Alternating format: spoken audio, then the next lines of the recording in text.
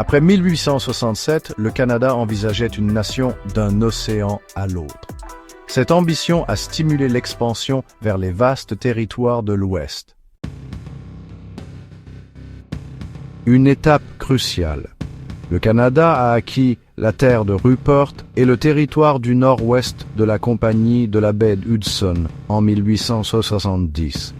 La Colombie-Britannique s'est jointe à la Confédération en 1871 à condition qu'une liaison ferroviaire soit construite. La promesse, un chemin de fer transcontinental, le CP, un défi d'ingénierie monumentale financé par des investisseurs britanniques et américains, construit à travers des paysages difficiles. La promesse, un chemin de fer transcontinental, le CP, un défi d'ingénierie monumentale financé par des investisseurs britanniques et américains, construit à travers des paysages difficiles. Des ouvriers européens et surtout chinois ont construit la ligne. Les travailleurs chinois ont apporté des contributions indispensables, mais ont été confrontés à une grave discrimination.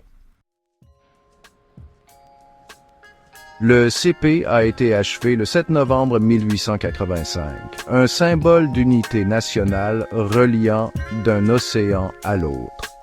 Cependant, la discrimination envers les travailleurs chinois s'est poursuivie.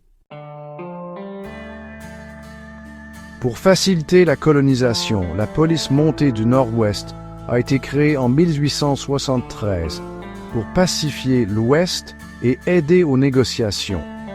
Leurs forces sont devenues des centres comme Calgary et Regina. Pour faciliter la colonisation, la police montée du Nord-Ouest a été créée en 1873 pour pacifier l'Ouest et aider aux négociations. Leurs forces sont devenues des centres comme Calgary et Regina.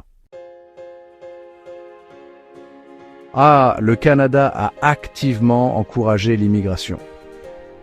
1 million d'immigrants britanniques et 1 million d'immigrants américains sont arrivés. Sir Wilfrid Laurier a promu la diversité, attirant des Ukrainiens, des Polonais, des Allemands, des Français, des Norvégiens, des Suédois et d'autres, développant l'agriculture.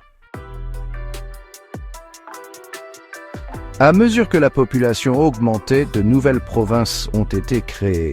Le Manitoba en 1870, suivi de la Saskatchewan et de l'Alberta en 1905. L'expansion a eu un impact dévastateur sur les peuples autochtones. 12 000 métis de la rivière Rouge n'ont pas été consultés en 1870. Louis Riel a mené la résistance contre les menaces à leurs droits, ce qui a entraîné la rébellion de la rivière Rouge. L'expansion a eu un impact dévastateur sur les peuples autochtones. 12 000 métis de la rivière Rouge n'ont pas été consultés en 1870. Louis Riel a mené la résistance contre les menaces à leurs droits, ce qui a entraîné la rébellion de la rivière Rouge. Les menaces ont continué, menant à une seconde rébellion en 1885, de nouveau menée par Riel. Elle a été réprimée par la force militaire. Riel a été jugé et exécuté de façon controversée pour haute trahison, une décision encore débattue aujourd'hui. Le gouvernement a négocié des traités numérotés basés sur la proclamation royale pour s'assurer des terres. Mais ces traités n'ont pas toujours été pleinement respectés, ce qui a entraîné des problèmes persistants. Des politiques parallèles visaient à assimiler. Des années 1800 aux années 1980, les pensionnats autochtones ont enlevé de force des enfants autochtones pour les assimiler.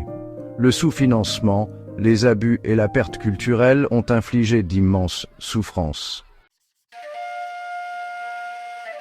L'expansion vers l'Ouest a créé un Canada unifié, mais à un coût profond. Elle a impliqué la dépossession, la résistance et l'assimilation, en particulier pour les peuples autochtones et les groupes marginalisés comme les travailleurs chinois. L'expansion vers l'ouest a créé un Canada unifié, mais à un coût profond.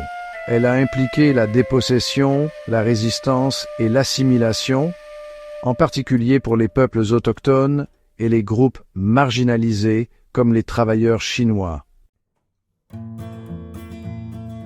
Cette histoire complexe façonne le Canada moderne. Le chemin vers la réconciliation et la compréhension des divers impacts de l'expansion vers l'Ouest se poursuit.